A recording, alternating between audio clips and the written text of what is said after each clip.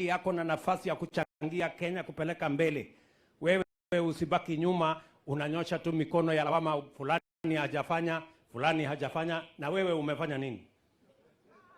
Sijui kama tunaelewana. Si lazima kila mtu achangie. Nimesema wewe ujipange. Kama tumesema kuna nafasi kwa uvuvi, either uende ufanye coxswain, wewe uende ukue mvuvi, tumesema tutakusaidia. Tumeweka pesa katika beach management units, wewe uende ujipange hapo. Tumesema vile vile tutakuwa na mpango ya ICT, wewe ujipange hapo. Tumesema tuko na mpango pale kwa affordable housing, wewe uende ujipange pale.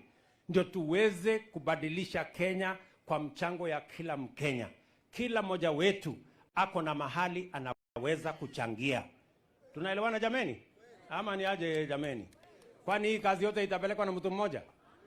Usiwe tu ni mtu ya kulalamika, mbona rais hajafanya hii?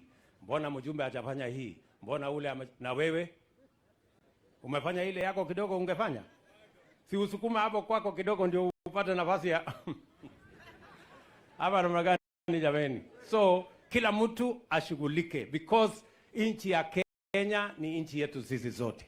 Na ndio sababu mwaka huu, kwa sababu elimu ni ya muhimu na tunataka kila mtoto wa Kenya apate nafasi ya kusoma, ndio tumeajiri walimu mwaka huu peke yake walimu 56,000 wapya watakao tusaidia kutufundishia watoto wetu shuleni, kwa sababu tunataka mtoto wa kila Mkenya, awe maskini, awe tajiri, awe mama mboga, awe rais, watakuwa sawa wakipata elimu kila mmoja wao.